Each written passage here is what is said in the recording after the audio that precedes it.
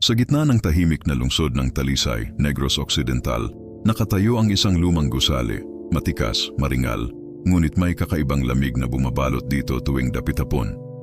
Ito ang tinatawag ng marami na The Ruins o ang Taj Mahal ng Pilipinas. Sabi ng mga matatanda, itinayo ito ni Don Mariano Ledesma Lacson noong unang bahagi ng 1900s bilang simbolo ng pagmamahal para sa kanyang asawang si Maria Braga, isang mestisang Portugesang kanyang labis na minahal. Matapos pumanaw si Maria sa panganganak ng kanilang ika-11 sanang anak, ipinagawa ni Don Mariano ang mansyon bilang alaala ng walang hanggang pag-ibig. Ginawa ito sa istrukturang konkreto na may halong asukal sa semento. Kaya hanggang ngayon, nananatiling matibay at makinis ang bawat pader. Ngunit, ayon sa mga lokal na tagabantay, hindi lang pag-ibig ang nananatili sa The Ruins.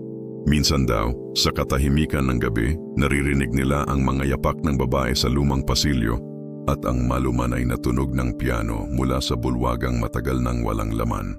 Isang gabi, ikinuwento ng isa sa mga caretaker na si Mang Ruben na habang nagro-ronda siya bandang 2:00 ng madaling araw, napansin niyang may ilaw na kumikislap sa loob ng mansyon. Wala naman daw tao. Paglapit niya, nakita niyang nakabukas ang lumang pintuan ng bulwagan. At sa loob, may babaeng nakaputi, mahaba ang buhok, nakatayo sa tapat ng piano. Hindi siya kumikilos. Tahimik lang itong nakatingin sa bintana na tila may hinihintay. Nang kumurap si Mang Ruben, bigla itong nawala. Ngunit naiwan ang malamig na hangin at ang amoy ng lumang pabango. Kinabukasan, nang ikinuwento niya ito sa kanyang kasamahan, isa sa mga matandang tagapangalaga ang nagsabi, "Huwag kang matakot. Baka si Doña Maria yon. Hindi raw siya umaalis dito kasi dito nakapirmi ang pangako ng kanyang asawa na kahit sa kabilang buhay, di siya malilimutan." Mula noon tuwing gabi, may mga turista raw na nakakaramdam ng kakaibang presensya. Parang may nagbabantay o may kasama silang hindi nakikita. At sa bawat ihip ng hangin na tumatama sa mga sirang pader ng The Ruins, tila may kasamang bulong ng isang pag-ibig na hindi kailanman namatay.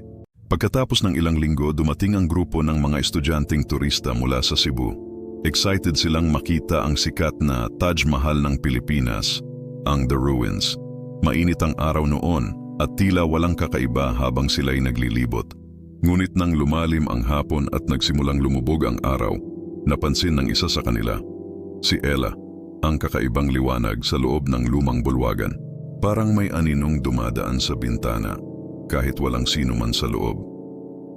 "Uy, kunan natin ang picture," sabi ng isa nilang kasama. Kaya't nag-selfie silang lahat, nakangiti. May background ang magarang istruktura ng The Ruins. Pag-uwi nila kinagabihan, habang chine-check ni Ella ang mga litrato sa phone niya, napansin niyang may kakaiba sa isa. Sa gitna ng grupo nila, sa likuran ng bintana, may babaeng nakaputi, mahabang buhok at maputlang mukha, nakatingin direkta sa kamera. Walang duda, hindi siya kasama sa grupo. Kinabahan si Ella pero akala niya reflection lang. Kaya't kinabukasan, ipinakita niya sa guro nila ang litrato. Napatingin ang guro at biglang nanahimik. "Ella," sabi nito, "yan yung lumang silid kung saan nakatayo dati ang piano ni Doña Maria." Ayon sa mga lokal, maraming beses na raw itong nangyari. May mga turista raw na nakuhanan ng parehong babae sa litrato, parehong postura, parehong itsura, at parehong malungkot na ekspresyon sa mukha. Sabi ng ilan, ito raw ang kaluluwa ni Maria na patuloy na nag-aabang sa kanyang asawa dahil sa panahong sinunog ng mga gerilya ang The Ruins noong World War II, hindi raw siya tuluyang nakaalis. Ang kanyang presensya ay naiwan, nakabigkis sa lugar kung saan isinilang ang kanilang pag-ibig at trahedya. Mula noon, tuwing gabi may ilang turista na nagsasabing naririnig nila ang mahina ngunit malinaw na pagtugtog ng piano. Isang lumang awitin ng pag-ibig na tila ipinagpapatuloy ng babaeng hindi kailanman iniwan ang The Ruins. Isang gabi ng Agosto, dumating sa The Ruins ang isang professional photographer na si Randy para kumuha ng mga night shots ng sikat na istruktura. May proyekto kasi siya tungkol sa mga haunted landmarks ng Pilipinas at gusto niyang gamitin ang The Ruins bilang tampok na larawan. Dumating siya mga 8:00 ng gabi. Tahimik ang paligid. maliban sa huni ng mga kuliglig at malamig na simoy ng hangin. Nakasetup siya ng tripod sa tapat ng arko ng bulwagan, ang pinakakilalang bahagi ng mansyon. Nang pindutin niya ang shutter, napansin niyang parang may dumaan na anino sa gilid ng lente, pero inisip niyang baka lang ito ilaw ng lampara. Kinabukasan, habang inaayos niya ang mga kuha sa laptop, may isang larawan ang agad niyang napansin. Sa unang tingin, normal. Magandang kuha ng The Ruins sa dilim ng gabi, ang mga pader ay tila kumikislap sa ilalim ng buwan. Ngunit nang i-zoom niya, may babaeng nakasilip sa isa sa mga bintana, ang mukha'y maputla at ang mga matay diretso sa kanya. Napaatras si Randy. Pero nang titigan niya ulit, gumalaw ang imahe. Sa mismong screen, nakita niyang unti-unting bumabalikwas ang ulo ng babae at mula sa pagiging nakasilip, parang lumalabas na ito sa bintana, nakatitig pa rin sa kanya. Nang kumurap siya, nawala.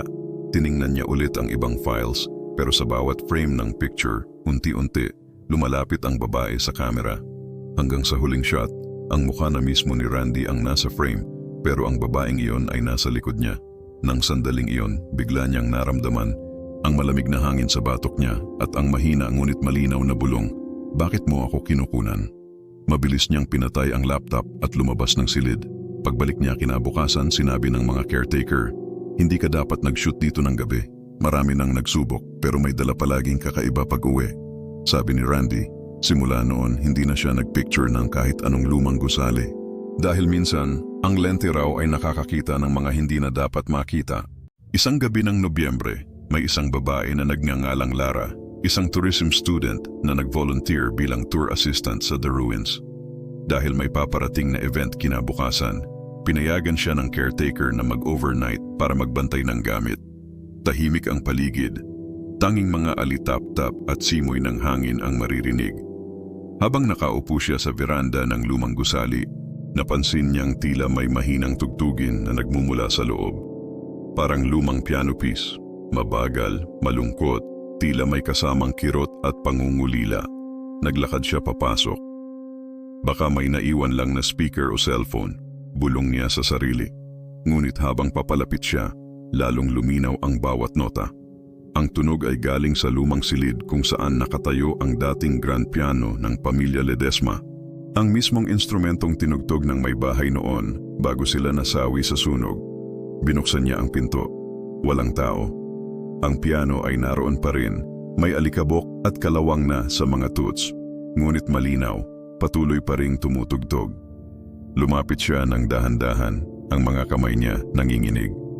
Nang halos isang dangkal na lang ang layo niya, biglang tumigil ang musika. Tahimik. Ngunit bago pa siya makatalikod, isang nota ang biglang tumunog. Isang mabigat na dong na parang may pumindot.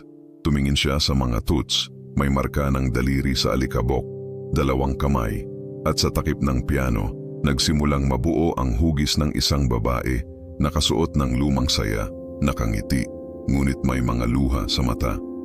Bago siya makasigaw, narinig niya ang bulong sa tenga. "Salamat sa pakikinig. Matagal na akong walang kasama." Nang magising si Lara sa umaga, nasa veranda na siya. Iniisip niyang panaginip lang, pero nang tignan niya ang piano, malinis na ang mga tuts. Walang alikabok, parang may tumugtog buong magdamag. Gabi na, halos 12:00 ng hating gabi. Tahimik ang paligid ng The Ruins, maliban sa huni ng mga kuliglig. Si Mang Efren, ang matandang security guard, ay nakaupo sa labas, nagkakape habang nagro-ronda. Sanay na siya sa katahimikan ng gabi, pero ngayong gabi, iba ang pakiramdam niya. May bigat sa hangin, at tila bawat ihip ng hangin ay may kasamang buntong hininga. Habang iniikot niya ang loob ng lumang gusali, napansin niyang may ilaw na kumikislap mula sa taas.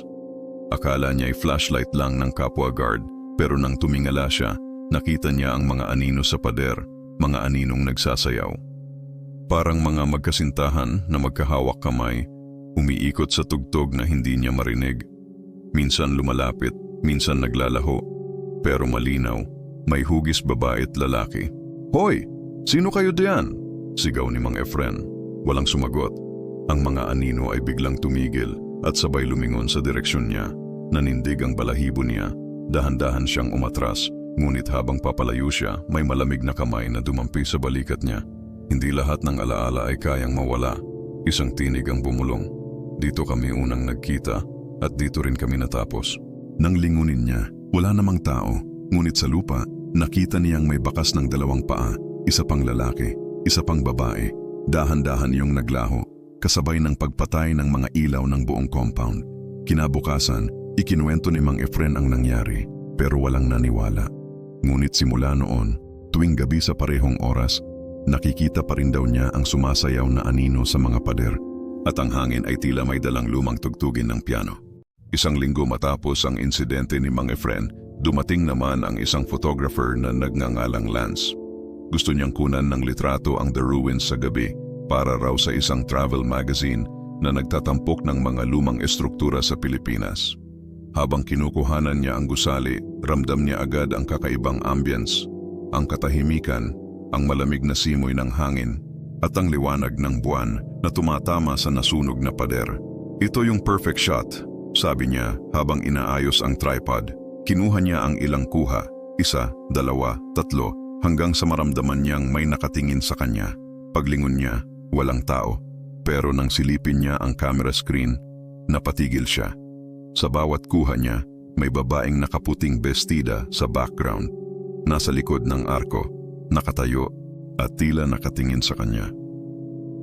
Siguro may dumaan lang, sabi niya sa sarili at kinuha uli ang litrato.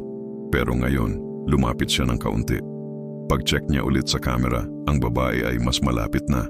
Hindi siya nakita sa totoong buhay, pero sa larawan, tila nakatingin ito direkta sa kanya at may bakas ng ngiti sa labi.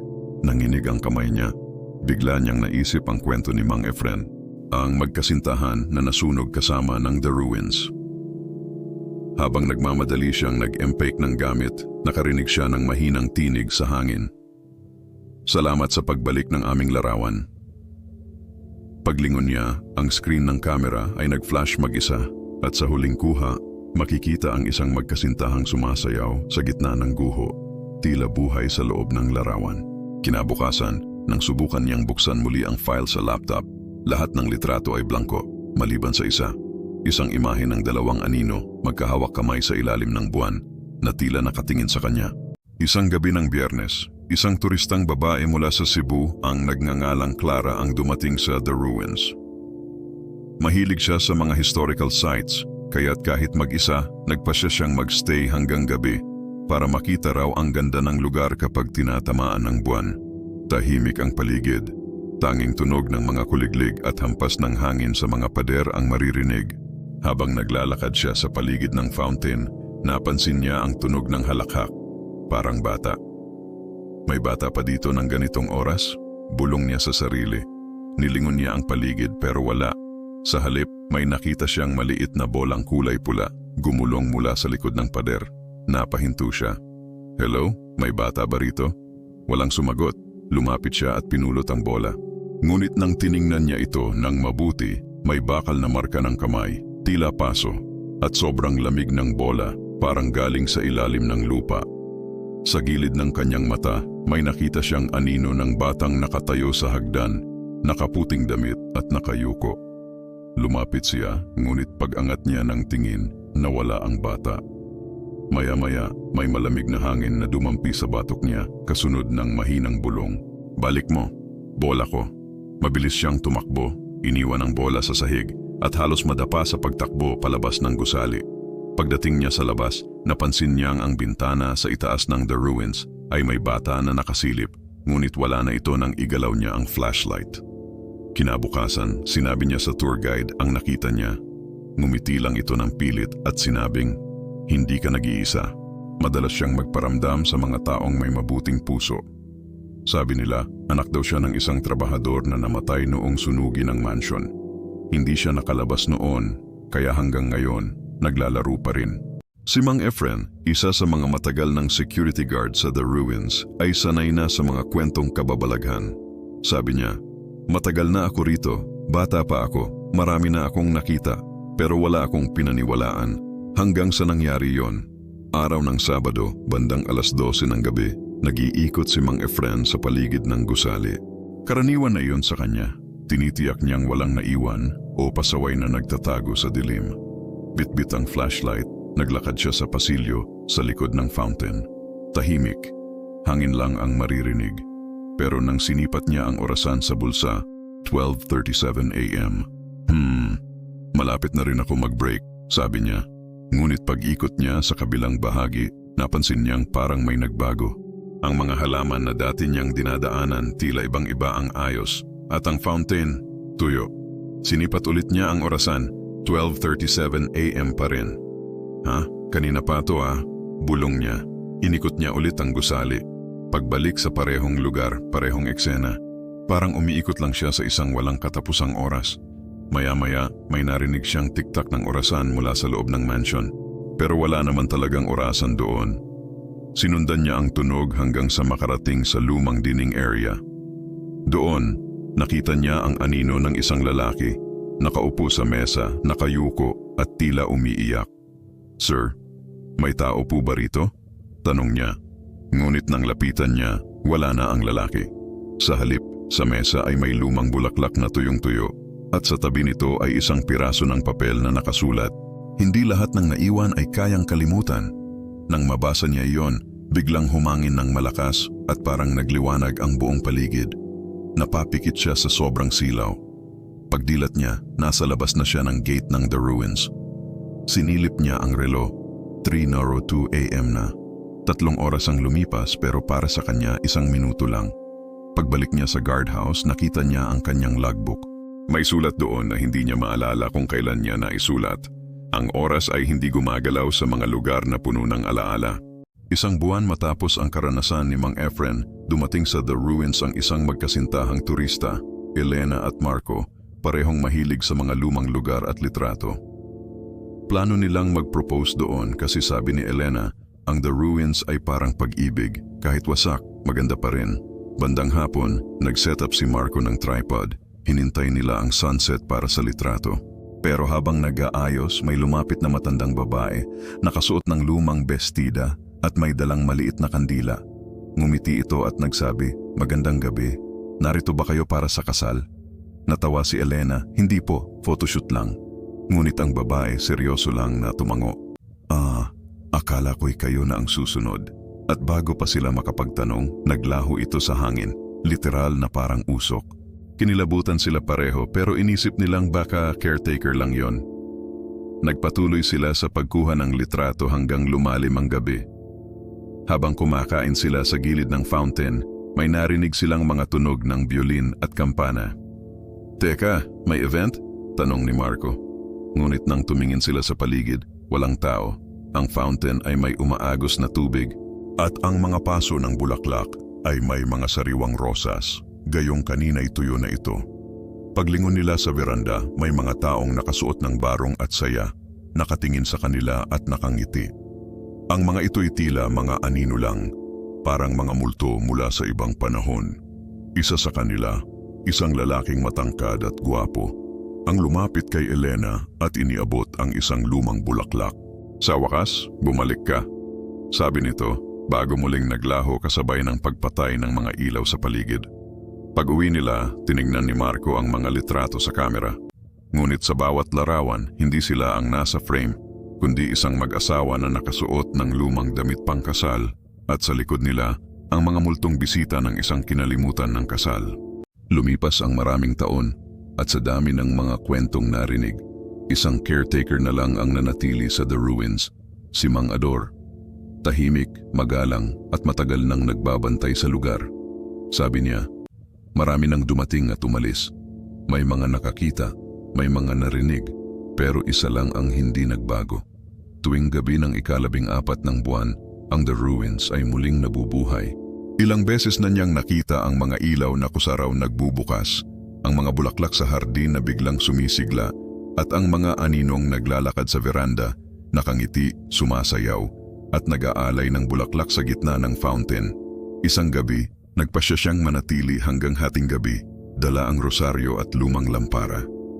Tahimik niyang binantayan ang fountain, at doon niya nakita ang larawan ng mag-asawa na naglalakad ng magkahawak kamay, dumiretso sa gitna ng nasunog na mansion, at saka naglaho sa liwanag ng buwan.